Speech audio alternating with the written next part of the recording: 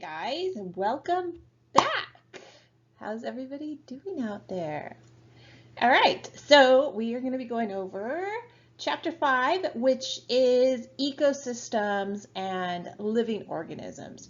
So towards the end of the chapter, we're really going to look at how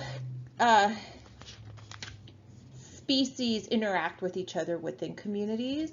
And then the beginning of the chapter, we're really looking at the species, the individual. So remember last week we talked about we have a species that's part of a population, and that population belongs to a community. And so these different levels of organization, you can kind of say that this chapter we're going to be kind of looking at the species, then the community, then the ecosystem. So we're kind of still looking, we are still looking at that. That's still what we're covering, but a little bit more in depth, I guess you could say. And so like the beginning of today is going to be more like environmental biology. So if you've taken that class at Cerritos College, this chapter is very similar. But I'm not a biologist, I'm a geographer. So I just kind of touch on things, and I'm not skilled enough to know everything about biology in terms of how populations grow and things like that. But I do my best, right? This is an environmental geography class, but I did talk to the teacher who teaches environmental, and I'm looking at my book, and who teaches environmental biology, and she uses the same book. So I just went off on a tangent, and I don't know why I did that. So let's get started. Today we're going to talk about evolution, Charles Darwin, adaptation, populations, how populations grow, how they don't grow, what causes them to grow or not to grow. All right.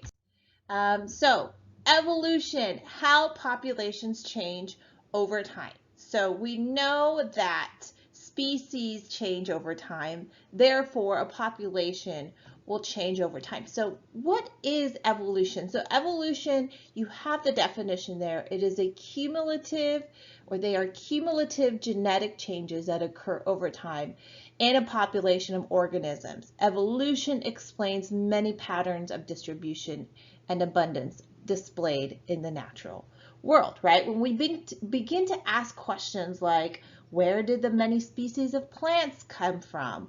Where did the many species of animals come from? They are all thought to have descended from earlier species by processes of evolution, right? And we know that the main, like the father, who really started this discussion would be Charles Darwin, because he first proposed the idea of natural selection. So he said, and Charles Darwin was a 19th century naturalist, he said that natural selection is a mechanism of evolution where better adapted individuals, or better adapted species in this case, are more likely to survive and reproduce, increasing their population or their proportion in the population, right? So we know survival of the fittest, right? If this, like if you have a giraffe born in a regular giraffe family, but this giraffe happens to have like 1 centimeter or like an inch longer of a neck, what are the advantages that this giraffe can have? Well, he can eat more food, right? Because he can reach higher versus all his brothers and sisters that can only reach like this height. So that giraffe now, he has like this advantage where he's able to eat more and more, right? So that's kind of like this change that I think we need to get more into the lecture before we get into those adaptations. Evolution by natural selection results from, number one, high reproductive capacity, heritable variation, limits on population growth or struggle for existence, differential reproductive success. Now, what are all these? There's going to be a slide for each of these things. So we're going to go over these in the next slides, okay? So what we're looking at here is these 4 things that occur in the natural world, right? This natural selection helps evolution, okay? And so natural selection results from these 4 things. And so on the next slides, that's what we're going to be looking at. First one is high reproductive capacity. So for evolution to occur through natural selection, each species has to produce more offspring that will survive to maturity. So for example, like if I don't know, like a whale, right? They don't have that many offspring.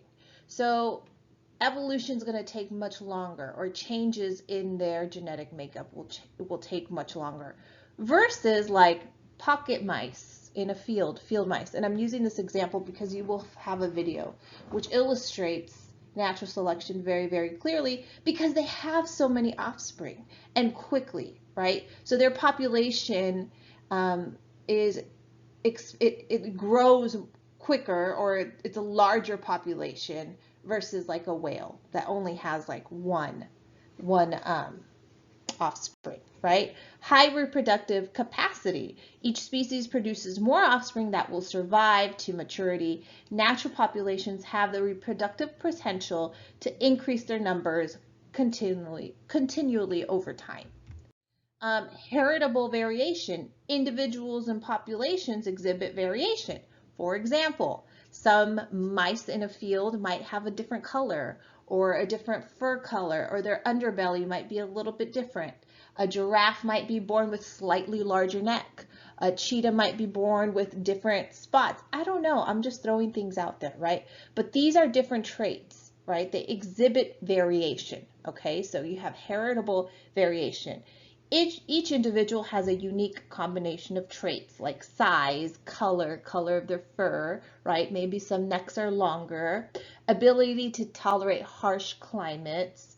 Some of those traits are going to improve their chances of survival. Not all of the traits are going to improve chances of survival. For instance, if a leopard is born with a heart-shaped spot, that's not going to improve chances of survival, but that's a trait that's kind of like oh, how cute, right? That's something that is not the same in all the offspring, right? If you have a giraffe with a slightly longer neck, I'm going back to that very simple example, that will improve their chances of survival, right? It's important to remember that the variation necessary for evolution by natural selection must be inherited. So if that longer neck is not inherited, then it's not going to help. It's not going to change anything, right? Oh, the mailman's here, and my dog's going to bark. Get him, Choo Choo. Who did it? So I was saying that variation must be inherited, okay? All right, so next one is limits on population growth. So there are limits on how that population can grow in size, right? Yeah, you might have that giraffe has a family of giraffes with longer necks, and 100 years later you have all these really long neck giraffes. But if there's not enough food, shelter, water, light, all these resources, it doesn't matter about that trait. Does that make sense? There's limits on how this population can grow. Or limits on its struggle for existence. Only so much food, water, light, growing space, and all these resources are available to a population. Organisms compete with each other for limited resources. If there are more individuals than the environment can support, not all of an organism's offspring will survive to reproductive age. So that is going to inhibit the process of evolution through natural selection. Does that make sense? And then the last one is differential reproductive success. So individuals that possess the most favorable combination of characteristics are more likely than others to survive, reproduce, and pass on their traits to the next generations. So the best adapted individuals or animals reproduce the most. Sexual reproduction is the key to natural selection. The best individuals are those that reproduce most successfully. So these 4 things that we just listed are the phenomena that occur in a natural world for natural selection. Okay, so and then Charles Darwin, you know that he traveled to the Galapagos Islands, and that's kind of where he came up with these ideas, right? He took this 5-year voyage to the islands on the equator called the Galapagos Islands, and he was able to kind of look at all these different species, and he noticed, like, for instance, those finches, right? They all looked the same, but once he started to really study those finches, which are little birds, he noticed that there was variations in their beaks, for example. So on these 14 species of finches, he noticed, if you look at this slide, that, I don't know, for instance, like this large cactus finch, this beak was a little more blunt versus this finch here. This beak was a little more narrow, right, in order for it to eat those insects. So they might all have came from the same finch, but over time they evolved to eat different things. So this is kind of where he came up with that idea. He could not explain why or how, but he knew that there were differences, right?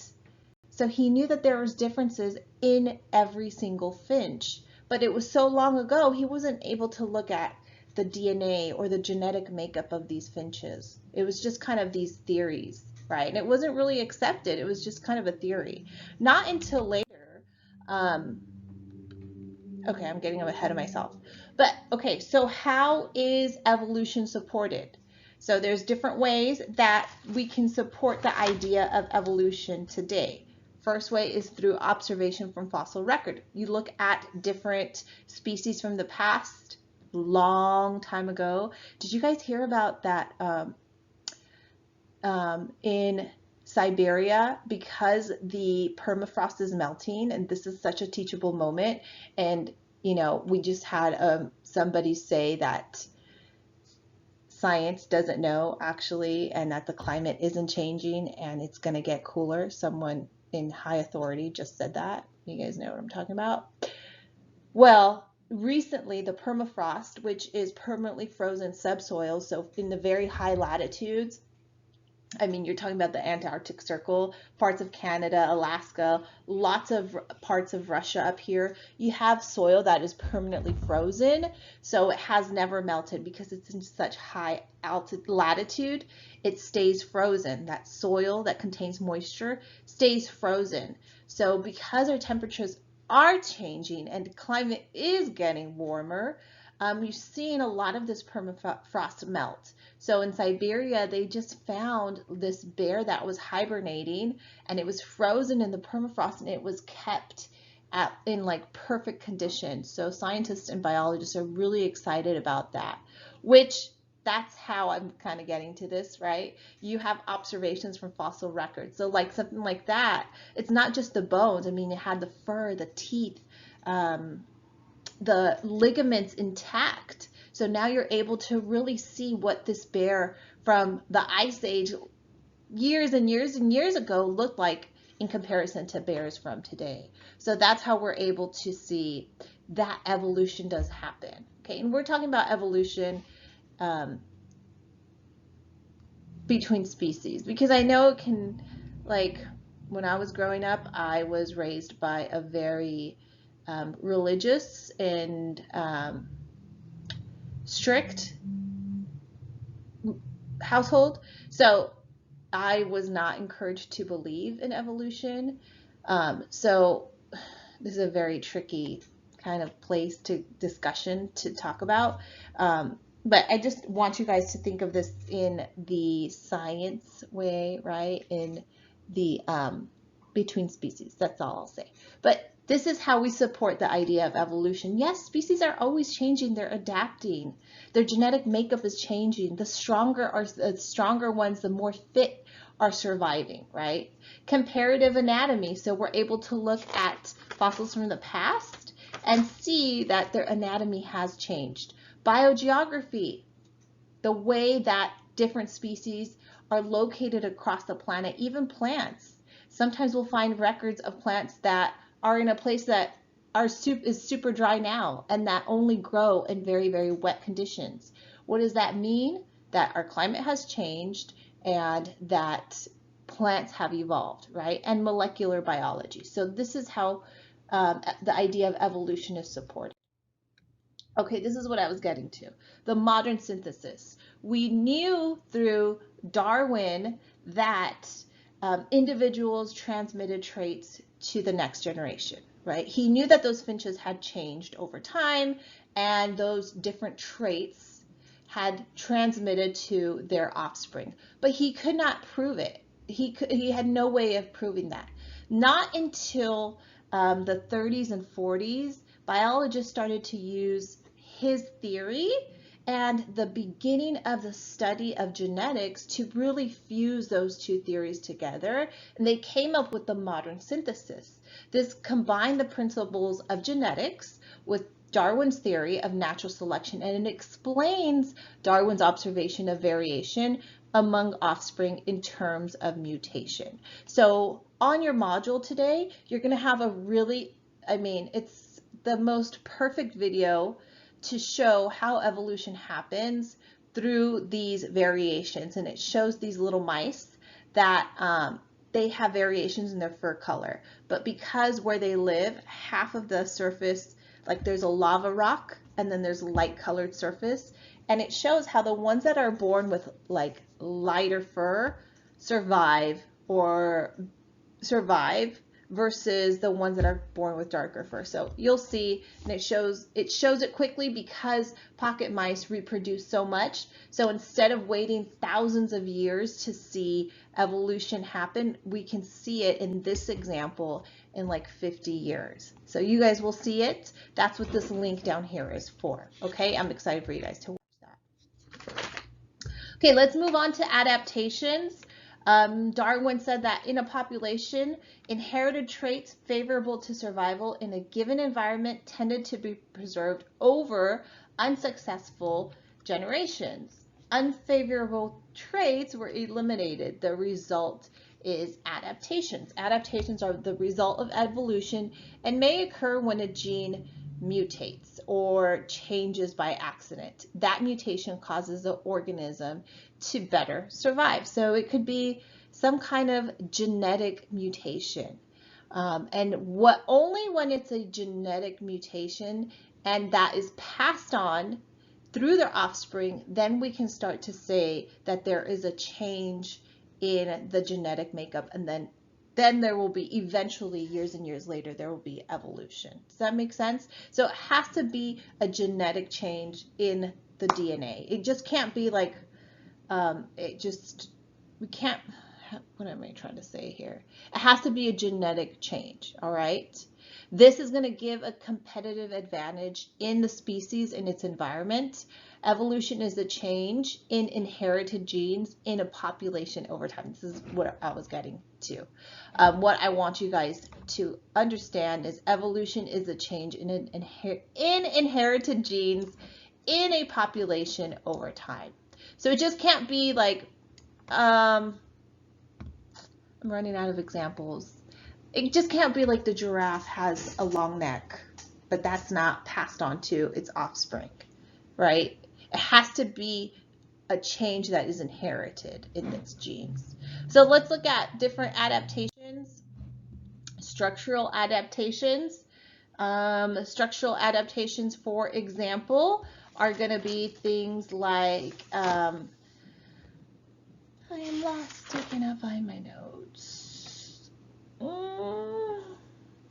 Okay, so structural adaptations, desert foxes have large ears for heat radiation, and Arctic foxes have small ears to retain body heat. This would be a structural adaptation. A physiological adaptation are anatomical or metabolic changes in animals in order to adapt to environmental diversity. So, for instance, we know that the cheetah is the fastest animal on Earth, right? But the gazelle has developed these physiological adaptations in order to outrun the cheetah. It's not faster, but it can run longer. So a cheetah can only run, and I want to say maybe 12 seconds, I might be wrong, at top speeds, right? After those seconds, it has to stop because its brain will overheat and it will die. And a gazelle can outrun these cheetahs longer. So if it doesn't get a head start, if it gets a head start, it's able to outrun a cheetah. And I will show you a video on this as well. Pretty interesting, right? Principles of population ecology. So now let's look at how populations change over time. We looked at how species change over time, just kind of a little bit. It was just a very brief kind of discussion on evolution. Hopefully I did okay. But now let's look at how these populations change over time, how they're going to grow, or how they might die off, or what's going to affect them, what's going to help them grow and succeed, or what will not help them grow, right?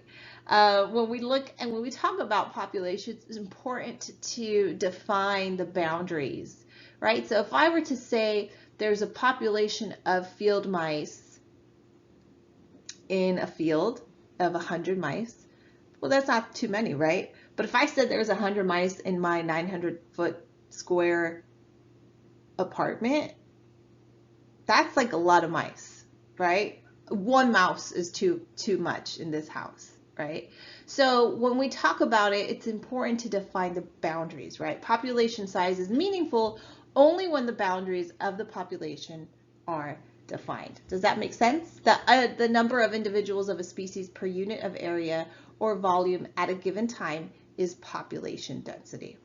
So two different factors are going to affect the way populations change in size, whether they're growing or they are getting smaller. Your birth rate and your death rate. And you can apply this to demographics when we talk about human geography and we talk about how populations grow in size, right?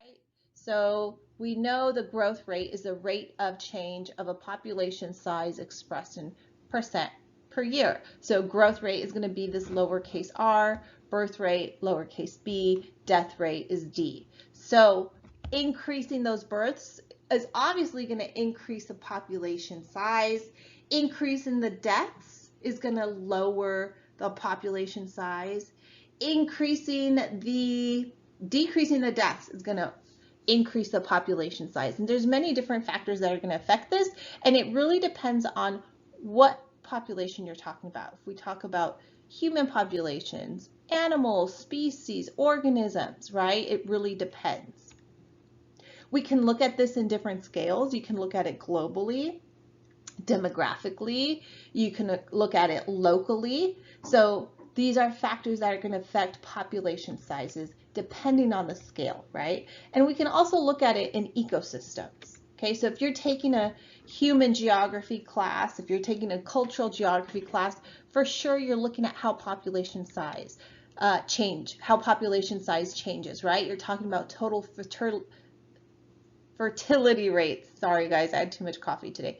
Total fertility rates, total death rates. You're looking at how countries control these birth factors, right? If there are family planning services, if there aren't, and how that's going to affect the way these populations grow. But this is not a human or cultural geography class, this is an environmental class.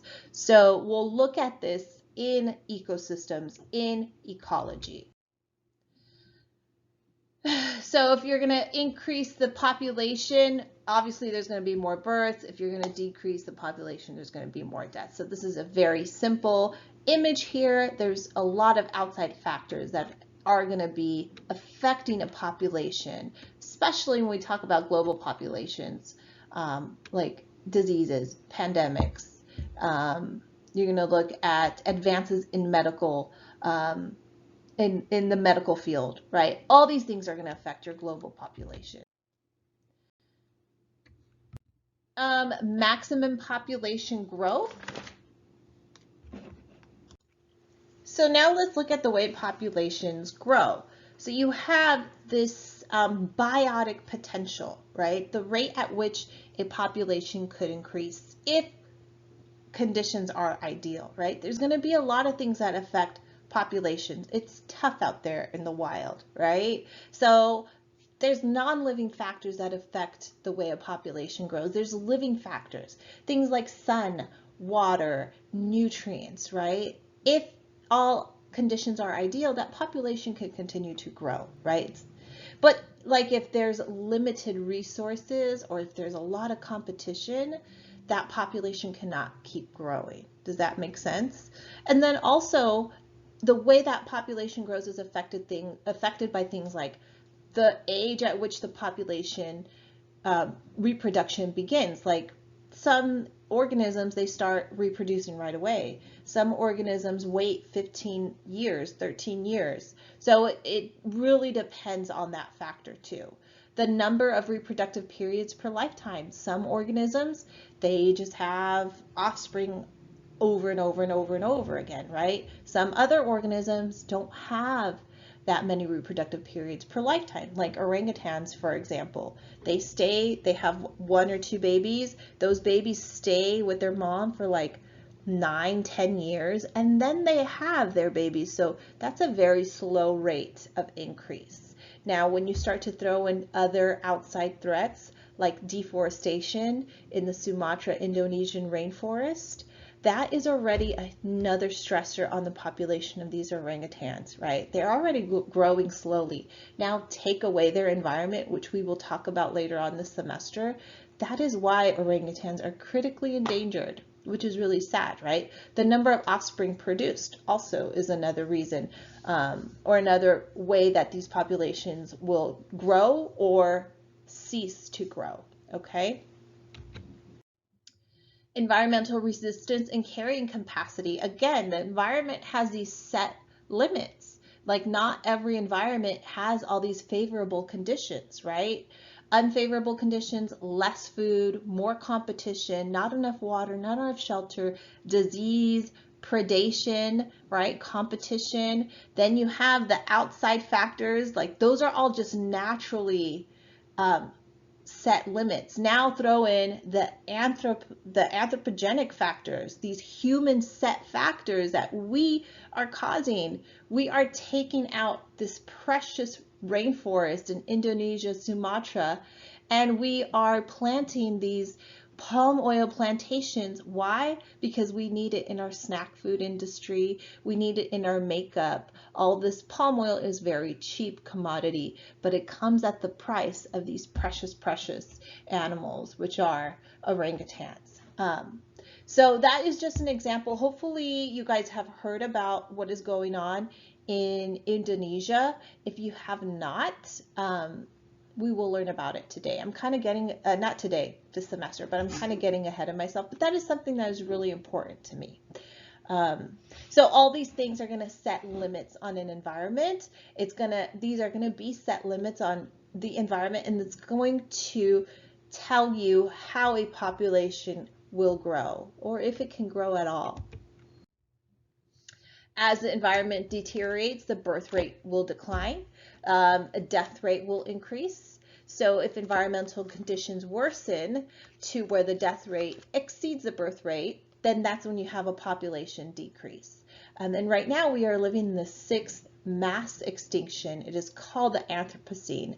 We know of these past mass extinctions, right? Most of us know about the dinosaur extinction, but we are living in one today. And a big reason for that is the increased amounts of CO2 in the atmosphere. So we're seeing this extreme dying of species in our lifetime. We've never seen so many species go into extinction, guys. Not just be endangered or critically endangered or threatened, they are going extinct in our lifetime.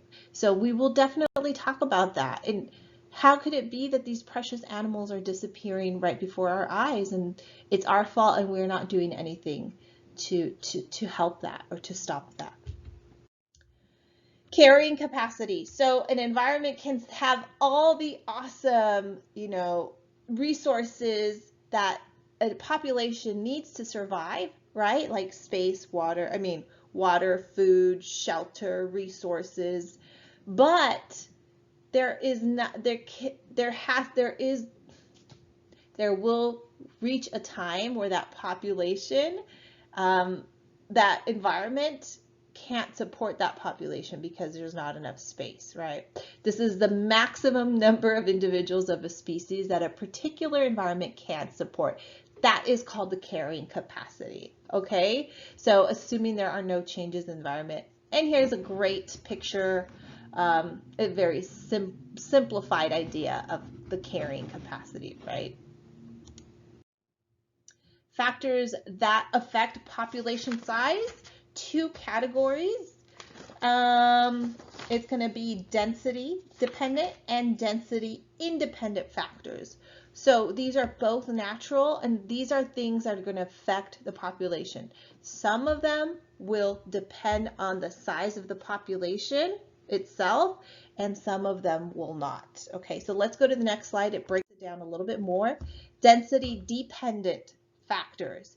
Environmental factor, whose effect on a population change as population density changes. So density dependent factors. Certain factors like predation have a greater influence on a population when the population is already big, right? Or disease. If the population is already big, it's gonna make that population get smaller.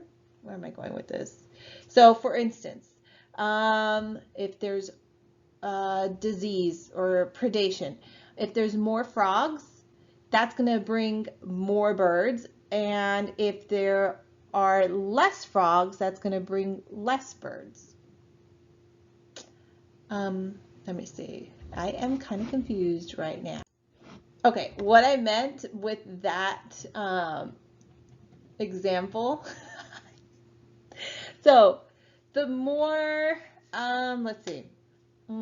There we go, I found it. If there's a pond that has a dense population of frogs, predators like water birds will congregate and eat more of the frogs than if the pond had less population of frogs. Okay, so this factor depends on the size of the population. It's density dependent versus, now it'll make sense when you hear this, density independent factors. It doesn't matter the size of the population. Things like weather events, frosts, blizzards, forest fires, hurricanes, these are going to cause irregular reduction regardless of the size. So they are density independent, right? So like a forest fire, it doesn't matter how large the population is or wasn't, it's going to wipe it out, right? As population density increases, density dependent factors tend to slow population growth. But in this case, if the population is increasing, density independent factors, it doesn't matter, right? Does that make sense? So density dependent factors, it matters on the population size. Density independent factors, things like fires, hurricanes, blizzards, they're going to cause irregular reductions in population regardless of size. All right. Here's a great slide that's going to help you understand that, because I think I kind of messed it up in the beginning. Density dependent factors, things like predators, diseases, competition. It matters the size of the population, right? So density independent factors, habitat destruction, humans hunting for skins and furs, natural disasters. That is density independent.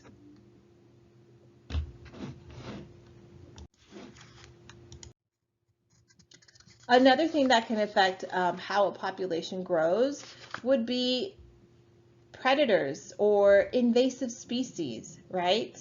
So things like a plant that takes over the natural environment that doesn't belong here, we would call that an invasive species. So you can have native plants, non-native plants, and then within those non-native plants, you have invasive plants. So an invasive species has to have a negative effect on the environment. So you can bring in a plant and it's not native, but it's not going to have a negative effect on the environment. It's just a non-native plant. If you bring in a plant like from, I don't know, a different place and you happen to plant it and it just spreads like wildfire and its seeds go everywhere, and pretty much next thing you know, the entire block is full of this plant and it's really like this weed and it takes out all the natural vegetation. That is an invasive species because it's doing more harm. It's doing a lot of harm to the natural environment. Does that make sense? And so we can talk about that in terms of vegetation and also in terms of animals, so like pests or mosquitoes. That's why it's important when you bring stuff in from other countries, don't sneak something in. There's reasons why we have these strict laws, because then you start bringing in things like pests, mosquitoes, worms, beetles that are going to take over the natural environment. Does that make sense? So a great example are the wild parrot population in Whittier. 10 years ago, it was a very small population. Now I know people in La Mirada that have this wild parrot population. You guys don't have to worry about this slide or writing it down or taking notes on this. I know it's a lot of text, but this is just something interesting. Here in Uptown Whittier, you know when the parrots come by, I mean, sometimes they don't let you sleep if you're still sleeping. They're super loud. People have all these theories on how they came about because they are wild parrots. They're not from Southern California, not from California. And there's a lot of theories on how they got here. In Southern California, there are at least 11 species of wild parrots inhabiting 35 cities. 10 of those species came from the jungles of Latin America. One came from India or North Africa. None came from Australia or New Zealand, which also have native parrots. They all came to Southern California via the imported pet trade. And so that's another topic that we'll talk about later this semester, is the black market on exotic animal trade and why not bringing in exotic species is not recommended. And so this is one example, and this is kind of silly, right? They're just annoying. But if it were like a snake that takes over the Everglades and eats everything, and there's an example of that, you guys are going to do a little exercise on that, that is going to pose a big threat to the environment. There are many different, I know this is a lot of text. Don't worry about writing this all down, but there's a lot of different theories if you're interested on how those parrots got to California or got to Whittier or wherever it is. I think there's some in Pasadena too. There's a lot of different theories. Nobody really knows.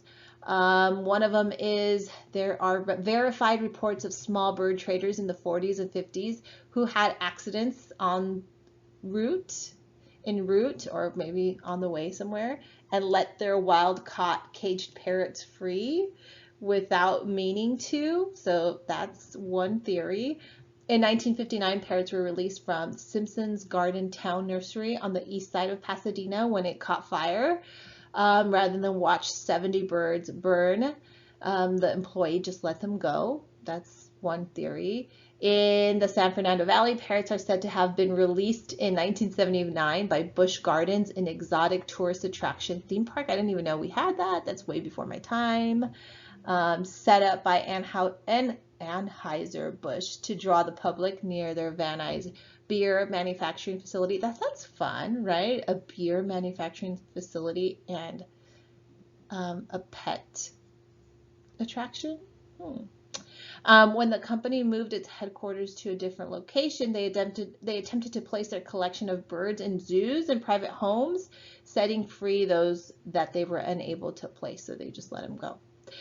I don't know, there's so many theories, but I mean, exotic birds are very much a thing. When I used to teach third graders, I had a little girl tell me, "Oh, Miss Daniela, my mom's boyfriend's going to Mexico and bringing home a sleeping bird." And she was a third grader and she told me this. I was like, that doesn't sound so legal, but that's how people get these exotic birds. So that's a topic for another conversation, but we do have a whole chapter on the exotic animal trade, exotic pet trade, and how dangerous it could be. My sister and I were swimming one day when we were really little. I think I must have been 7 or 8. And we looked at our tree and a toucan landed on our tree and flew away. We just looked at each other like, did you see that? She's like, yeah, I saw that. And that's just a memory that we have forever because we don't know where it came from or where it went, but it was a freaking toucan with like rainbow beak and everything. So it must have been somebody's bird that escaped. I wonder where that toucan is now. Pretty crazy, right? All right, last couple slides of today, we're going to look at biological community. So we talked about the species, right? How they change over time through evolution. We talked about populations, how they grow, how they can't grow, limits on population growth, all those things. Now we're moving on to communities. Okay, communities vary greatly. They are not isolated. They interact with and influence each other. And communities can exist within communities. Here is a rotting log community that exists in a forest community. So within this log, there is this whole ecosystem or this whole community within this dead log or this dead tree, right? So this would be a rotting log community. Let's look at species roles within communities. So there's producers, consumers, decomposers, right? All those different roles. There's also symbiotic associations, how species interact with each other. They have these partnerships. They are called symbiotic relationships. Predation, prey, competition. These are all roles or ecological niches that a species will have within a community. Every species has its own role, its own little job, right? Now this picture is a really cool picture of a wolf with like a piece of carcass there. I don't know what it is. But every species has a role. An ecological niche is the totality of an organism's adaptations, its use of resources, and the lifestyle to which it's fitted. So a habitat versus a niche. A habitat is the species that the place the species lives, right? It's a little address. And its niche is the role that it plays within the community. Every species has a little job, right? Some have more important jobs, like some are ecosystem engineers. If it weren't for them, the entire ecosystem would fall apart. Some are keystone species, same kind of concept, right? They have very important jobs, but every species has ecological niche. Okay, let's look at competition. Competition occurs among individuals within a population. So it could be between the same species or between different species, right? So depending on those two different types of competitions, you're going to have intraspecific competition or interspecific. Intraspecific competition is among individuals of the same species. So like a fish versus a fish. That would be a intraspecific competition, the same fish. Or like, I can't think of any examples. A penguin versus a penguin competing for the same girl, I don't know, the same girl penguin. That would be intraspecific. Or between species, like between a jaguar and, no, that's a bad example, a lion and a cheetah. That is interspecific. Does that make sense? So between the same species, between two different species, but it's still competition. Okay, so this is a fringe head, forgot the name of the freaking predator looking fish here. It's a fringe head something. These are found in the Pacific Ocean. So I'll have the video, I have to refresh my memory. I'll have the video on your module and you're able to watch this competition between this scary looking fish that some people probably didn't even know existed. Competition has effects on all species using a limited resource. Resource partitioning is coexisting species realize niches differ from each other in one way or another. Okay, so interactions among organisms. We looked at competition. Now let's look at these symbiotic relationships. So symbiotic relationships means that individuals of one species usually live in or on or around the individuals of another. These are like little friendships that different species form. It's really, really cool. They are intimate relationships or associations between members of two or more species. So this is kind of like this umbrella term, symbiosis, these symbiotic relationships. It includes mutualism. Mutualism is a type of symbiotic relationship. Commensalism is a type of symbiotic relationship. And parasitism, also a symbiotic relationship. These are just more. We're just going to define these, okay? So first type is mutualism.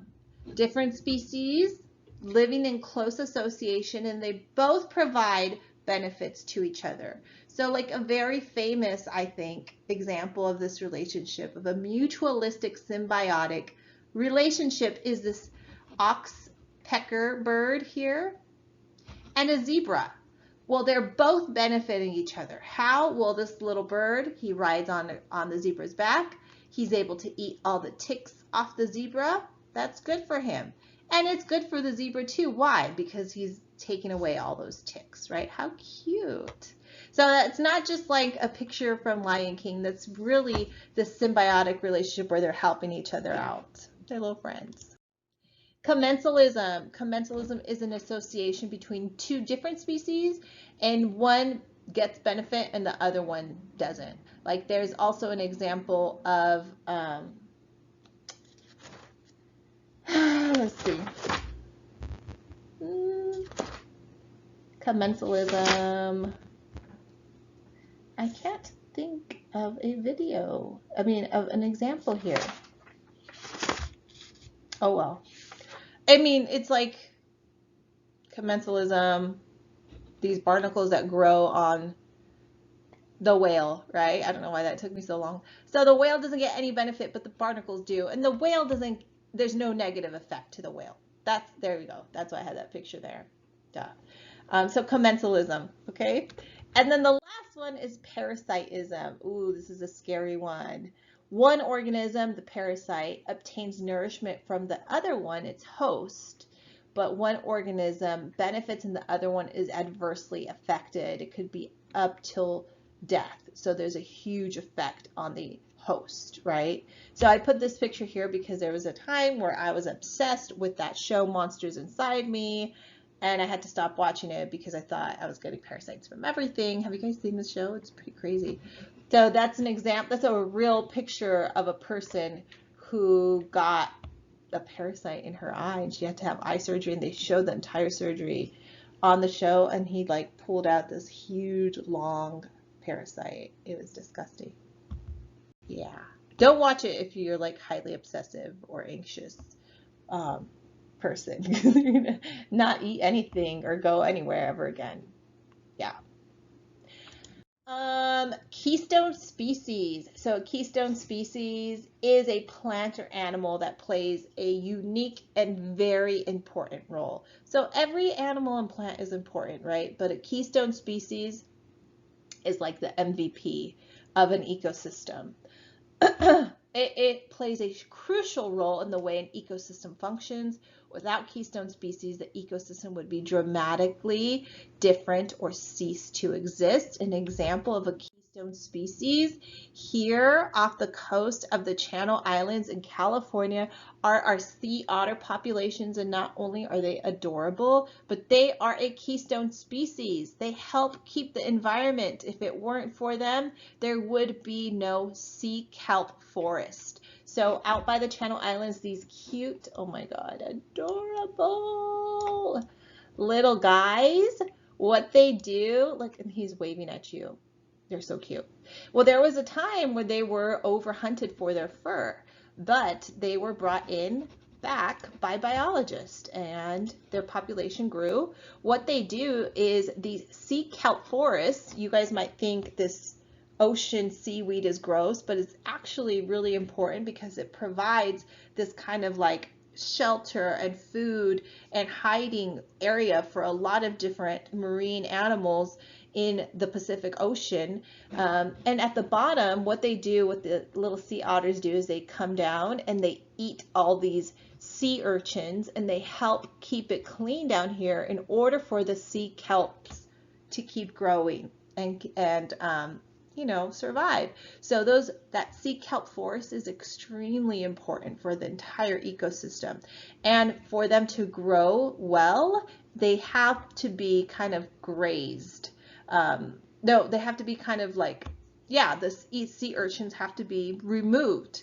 So if you remove the keystone sea otter population, there is an overpopulation of sea urchins, and that sea kelp begins to disappear. And a lot of other species would disappear as well. So these sea otters, not only are they cute, but they are an important keystone species. So are the wolves. Have you guys watched the video, The Wolves of Yellowstone? Have I showed that video yet? I get confused between you and my physical geography class. They are also a keystone species. Species richness in a community is defined as the number of species in a community. Some communities have high species richness. For example, you guys are probably thinking of rainforest. Yes, but also a coral reef community. A coral reef community is very important. Its species richness is related to geographic isolation of a community. So it's just how many species there are. Okay, so this is going to be your journal entry. It'll be on your discussion, but if we were in class, I would show you this video and then you guys would take time and write it in your journal. That's it for today, guys. Have a beautiful day. Have a great day. Miss you all, even if I don't know you all. I don't know why I said that. Take care. Have a great day. Email me with any questions. Finish your module and have fun with your videos and your journal that I will assign. Okay? Bye.